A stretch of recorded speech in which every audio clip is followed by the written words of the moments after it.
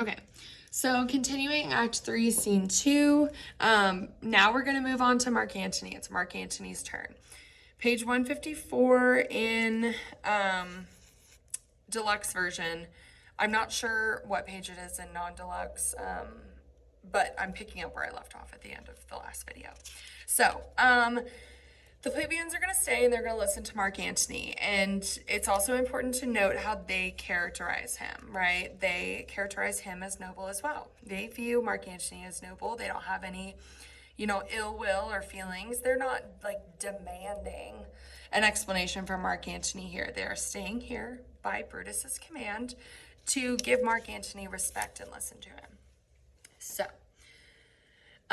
what's important to note here at the beginning of this, the plebeians are like, well, Mark Antony better not speak ill of Brutus. Twere best he speak no harm of Brutus here. Yeah, because Caesar was a tyrant. So they're convinced, I guess, now after Brutus's speech that Caesar was in fact a tyrant.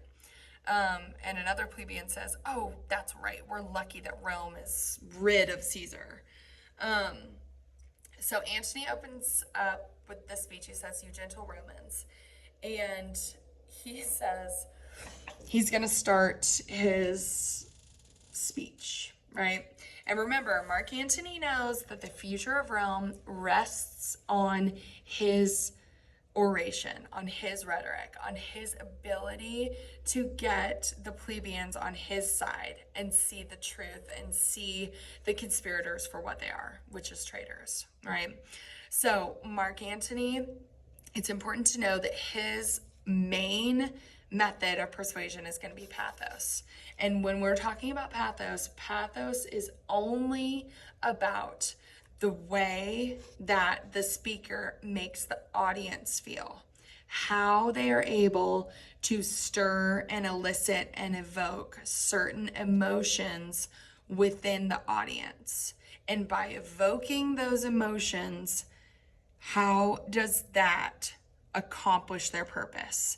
So Mark Antony's purpose here is essentially to incite some sort of revolt, to make the plebeians, make the common people rise up against the conspirators and see what they did for what he believes is true, which was they're traitors, they're murderers.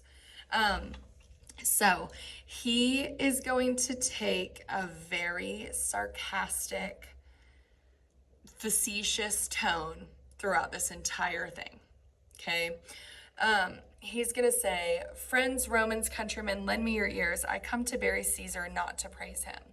So it's ironic that he says this, right? He says that he's not here to give this speech to praise Caesar. And yet that's kind of what he does. He says, the evil that men do lives after them. The good is often interred with their bones. So let it be with Caesar. The noble Brutus hath told you Caesar was ambitious. So Brutus, the noble Brutus, saying it kind of snarky because that's what he's meaning it. The noble Brutus hath told you that Caesar was ambitious. If it were so, it was a grievous fault, and grievously hath Caesar answered it. So consider when he's saying Caesar's ambition as this like so-called ambition. He's being very sarcastic here. He says that the noble Brutus told you that Caesar was ambitious, and if that's true, it's a serious fault, and Caesar has paid the price for it. And he says here, under leave of Brutus and rest, for Brutus is an honorable man. He's going to repeat this over and over again. He's going to continue to reinforce like, oh, well, Brutus is apparently so honorable. Okay, by repeating this, he's emphasizing and he's calling into question like, well, Brutus says it is so, but can we really trust him? Here, under the leave of Brutus and the rest, for Brutus is an honorable man. So are they all honorable men, the members of the conspiracy. He was come I to speak in Caesar's funeral. He was my friend, faithful and just to me.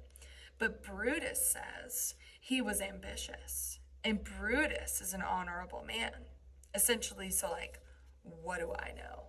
What do I know about him being just and being my friend? He hath brought many captives home to Rome, whose ransoms did the general coffers fill. He's talking about Caesar.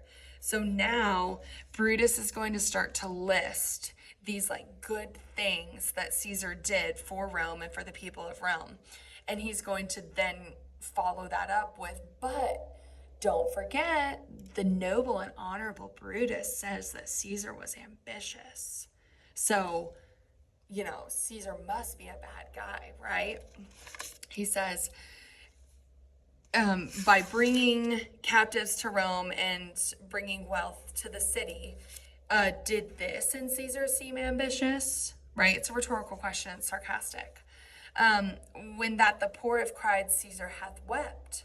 So when the poor cried, Caesar cried too, implying that he cared about, poor people and wanted to help them. Ambition should be made of sterner stuff. Yet Brutus says he was ambitious, and Brutus is an honorable man. Brutus says that Caesar was ambitious, so that must be true, right? You all did see that on the Lupercal I thrice presented him with a kingly crown, which he did thrice refuse. So referring back to in the beginning when Caesar refused the crown 3 times, was this ambitious? Yet Brutus says he was ambitious, and sure, he's an honorable man. I speak not to disapprove of what Brutus spoke, but I am here to speak what I do know. Okay? So he says, my whole purpose here is not to, speak ill of Brutus, right? Because he's an honorable man. Supposedly, I say all of this with air quotes. You all did love him once, not without cause. Talking about Caesar. You all loved Caesar once, and there was reasons for that, right? Oh, what cause withholds you then to mourn for him? O judgment, thou art fled to brutish beasts. He's talking about the conspirators. He's calling them brutish beasts. And men have lost their reason. So he's reinforcing the fact, like, what Brutus said to you, right, that's based in this cold hard logic. He's following it up with, these people have actually, in fact, lost their reason. Bear with me, my heart is in the coffin there with Caesar, and I must pause till it come back to me. And he begins to weep. He begins to cry. He's making them feel sorry for him, right? He's establishing himself, right, as like, I didn't come here to, smear Brutus's name. So he's establishing himself as like, I just came here to honor Caesar, and we're just going to do what the noble Brutus says, right? And what's interesting is the response from the plebeians, right? They say, well, methinks there's much reason in his sayings. Another says, if thou consider rightly of the matter, Caesar has had great wrong. It says, I think there's a lot of sense in what Mark Antony is saying. If you think about it correctly, Caesar suffered a great wrong, right? So it's actually more logical to them if you think about it correctly, okay? Caesar's actually suffered a great wrong because Brutus he wasn't able to list any facts that kind of support his ambition, right? Which is a negative, naughty, curse word. And yet here, Antony is able to list all of these good things that Caesar did, right? He brought money and wealth to the empire. He felt for people who were poor.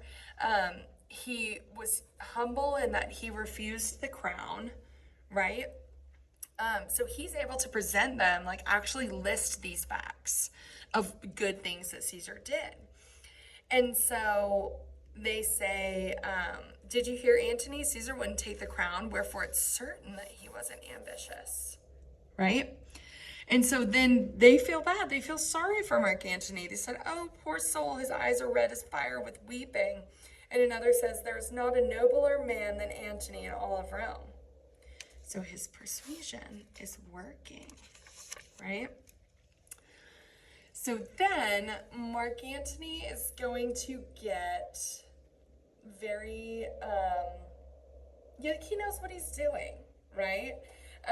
And so he's going to start to speak again, and he is the one that starts, he kind of plants the seed of what he wants them to do, hinting at his purpose, right?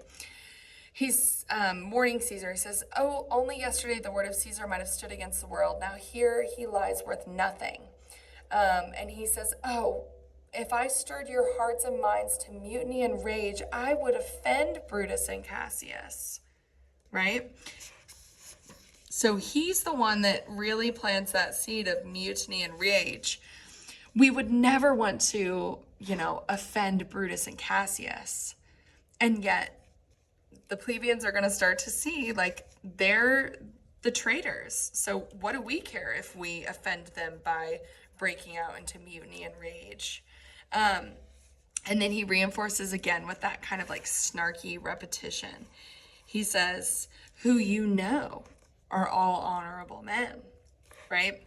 And then this is going to be pathos here. He's going to like tease the plebeians. He says, "I will do them no wrong. Rather, I choose to wrong the dead, to wrong myself and you, that I will wrong such honorable men," right? I can never wrong a man so honorable as the men who murdered the noble Caesar, right? And then he takes out Caesar's will, okay?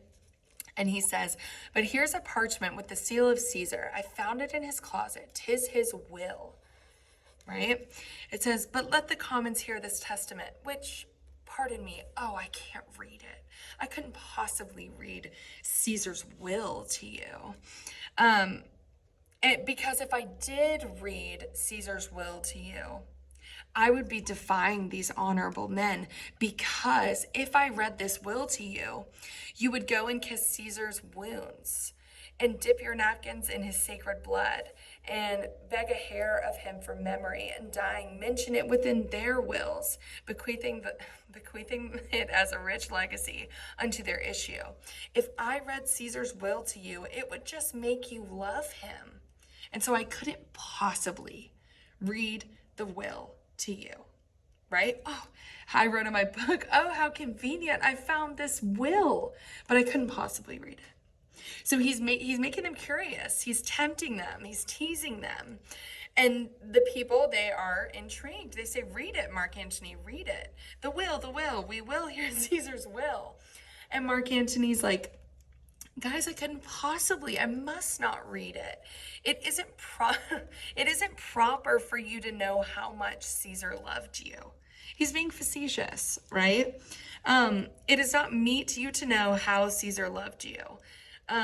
He says, "You are men. If you read the will of Caesar, it will inflame you. It will make you mad.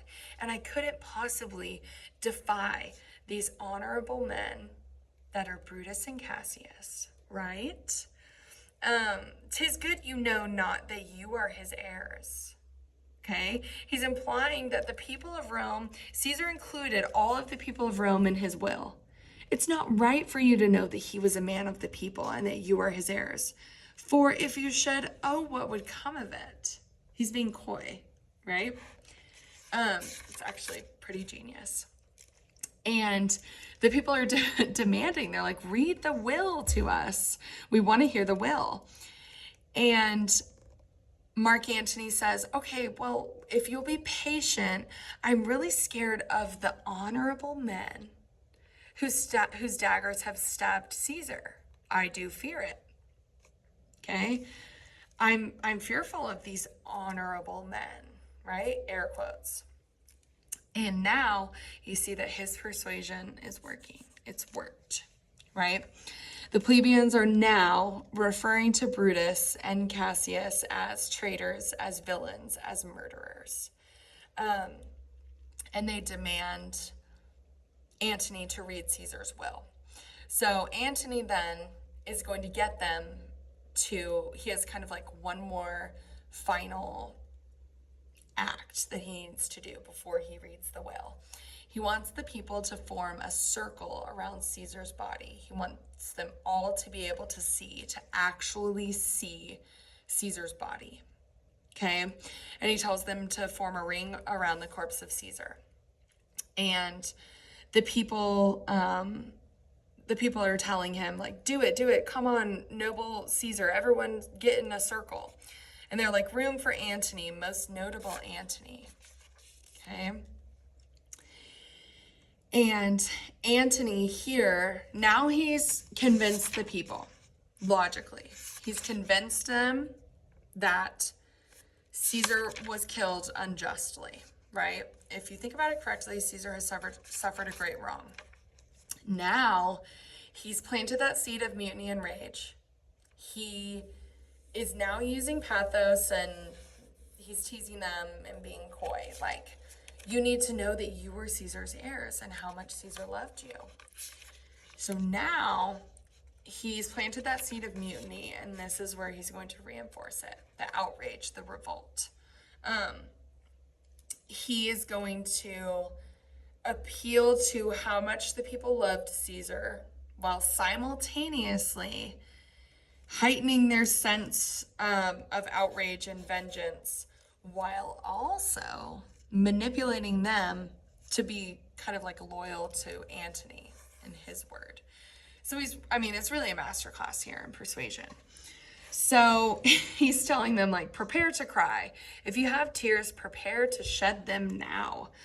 And then he talks about Caesar's cloak that he's wearing, his mantle, right? And he's telling them about I remember the day that Caesar got that cloak. It was a great day. Oh, but look, he's showing them Caesar's body, his marred body, his corpse. He says, oh, but look, this cloak that once meant so much to him, see what rent the envious Casca made. Through this, the well-loved Brutus stabbed, and he plucked his cursed steel away. Mark how the blood of Caesar followed it. He's saying, oh, but look, this cloak is ruined because here's where Cassius's dagger pierced it. See the wounds that Casca made. Through this hole, beloved Brutus stabbed. Right? He's showing them a visual. He's showing them, look at what these people did. Look at what they did to Caesar. He's humanizing Caesar, right? It says, as rushing out the doors to be resolved, if Brutus so unkindly knocked or no. For Brutus, he's being facetious, for Brutus, as you know, was Caesar's angel. For Brutus, as you know, was Caesar's angel. He was such a friend to him, right? Supposedly and allegedly. Now he's talking about, he says, oh gods, how dearly Caesar loved him. Talking about reinforcing how much Caesar loved Brutus and how deeply this betrayal, he's dead, so he can't really have feelings, but like that line where he's like, you too, Brutus? He's explaining the depths of the betrayal and how much this hurt Caesar. Ingratitude more strong than traitors' arms. Quite vanquished him, then burst his mighty heart, and in his mantle muffling up his face. Okay? So, it was such a betrayal because he loved Caesar and he saw him as his brother, right? And now he's talking about, look at all of his wounds here, right? Oh, now you weep. So the plebeians are crying now because they're looking at Caesar's body. I sense that you feel pity. I perceive you feel the dent of pity. These are gracious drops. Kind souls, what weep you when you but behold our Caesar's vesture wounded? Look here. Here is himself, marred, as you see, with traitors. But wait, there's more. He lifts up Caesar's cloak to show them more of his wounded body. And the people, they're outraged. They say, oh, what a sad sight. They feel pity. Oh, sad day. And now they're angry, right? Oh, traitors, villains. They're outraged by the sight of Caesar's body. Look at what they did to him, right? I've said they're only committing a little bit of murder. But look at his body. Look at how many times he was stabbed. Is this a an honorable killing just to get rid of Caesar, to, protect Rome. Look at how many times they stabbed him, right? This is overkill. This is not the doing of a concerned Roman citizen, like Brutus would have you think. This is the doing of greedy, power-hungry traitors, is what Mark Antony wants to reinforce. They didn't just stab him once, they all stabbed him, right? So they're outraged by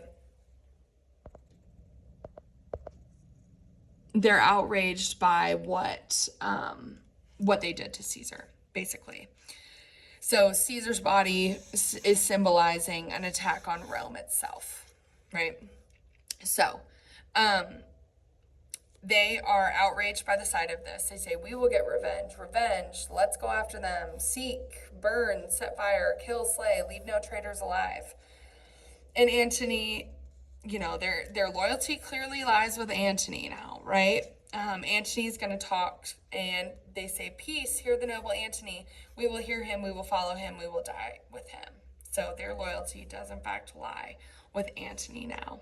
And Antony says, oh, please, let me not stir up feelings of mutiny, right? Remember, what they did is honorable. Don't forget, they are wise and honorable. I come not, friends, to steal away your hearts. I am no orator, Brutus is. And as you know me all, a plain, blunt man, right? I'm just a simple man that loves sports, like they think that I am. They gave me permission to speak. They know that they gave me permission to speak. For I have neither wit nor words, nor worth, action, nor utterance, nor the power of speech. Right? Like, oh, little old me, I couldn't possibly do this.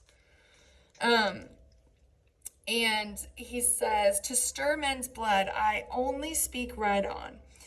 I only want to show you sweet Caesar's wounds, but I were Brutus and Brutus Antony, and there where an Antony would ruffle up your spirits and put a tongue in every wound of Caesar should move the stones of Rome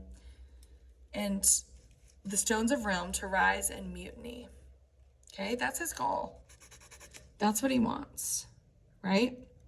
So if you define mutiny, mutiny is open rebellion against authority, a refusal to obey. Synonyms for mutiny are revolt, rebellion, riot, and revolution. Okay? So now they're like, all right, let's go. Fire and brimstone, pitchforks, and, spears. They're like, we're gonna burn Brutus's house. We will mutiny. They agree. Okay, his purpose has been achieved. They're gonna seek out the conspirators, and Mark Antony's like, wait, you haven't heard me tell you what is in the will, right? Don't forget about the will. And he's going to tell them what Caesar left in his will. And he says that, here is the will. Under Caesar's seal, to every Roman citizen he gives, to every several man, 75 drachmas, and that's their currency. So he's left every plebeian, every person of Rome, some money. Okay? And this is written before he died, right? This was his will all along. So is Caesar really this evil tyrant that they perceive him to be? They're like, oh, he's noble, we'll revenge his death. And then, Mark Antony is really reinforcing them to feel that this murder was an injustice, right? He's reinforcing Caesar to be a man of the people. He says, moreover, he left you these like trails in his private orchard. He hath left them to you and to your heirs forever. So I leave it to my people and my people's people. Common pleasures, to walk abroad and recreate yourselves. Here was a Caesar. When comes such another? Look how great Caesar was. Caesar was a man of the people. He cared about you, right? There will never be another Caesar. And they agreed. Never, never, come away, away. We will burn his body in the holy place. We will burn Caesar's body in the holy place, and we will brand the traitors' homes with the fire. Okay? So the conspirators now are officially perceived as traitors, to betray Rome, to betray your country. They are not these men of supreme virtue, right? So they're going to leave this angry mob, okay, with Caesar's body. And Antony's like, haha, my plan has worked, right? Now let it work. Mischief, thou art afoot. Mischief, trouble is begun. And then Octavius, right, Caesar's adopted heir, his servant is going to enter. And Octavius didn't really follow Brutus's, rules or his wishes. He's already arrived in Rome. So Antony, wants to know where he is, and Antony says, fine, I will go to visit with him. Basically, my plan has worked. He comes upon a wish. Fortune is merry, and in this mood will give us anything. So Fortune is happy that basically now of what I have done is just and it is right. And in this mood, it will give us anything we want. So kind of fate is in our hands now. And then Octavius says, I heard him say Brutus and Cassius are rid like madmen through the gates of Rome. So they're fleeing, right? You have Caesar, who is so scared to be perceived as this coward for staying home after all of the terrible omens that were present on the day that he was supposed to be crowned. And yet you have these two men who are supposed to be these noble, doers of justice and all that is good and holy, and yet here they are fleeing in the face of danger, right? And Antony says, be like they had some notice of the people, how I had moved them. Okay, they probably received warning about how much I stirred up the people. So, really, Antony, score 1, Brutus and Cassius, 0, right? Mark Antony is very, very clever. He's very smart. So definitely in your book, you need to make sure that you are intricately aware of the ways in which and the techniques that Mark Antony uses in order to achieve his purpose. If I'm you, I'm doing rhetorical situation,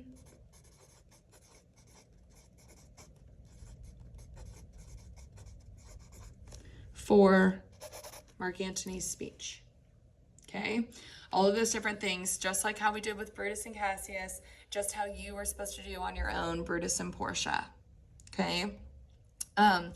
Most importantly, what you want to know with any of these instances of rhetoric is, how does the technique accomplish the persuasive purpose? How does the repetition, how does the rhetorical questions, how do the metaphors, how does the pathos, how does the logic help to persuade the audience to do what? Okay, that's what you have to analyze. How is that singular technique persuasive? Okay, I have slides in my slideshow about talking about writing rhetoric here with Julius Caesar. I have an example paragraph of Julius Caesar and all that good stuff. So make sure that you really are intricately aware of how to explain the rhetorical technique and how it helps to accomplish the persuasive purpose. Okay?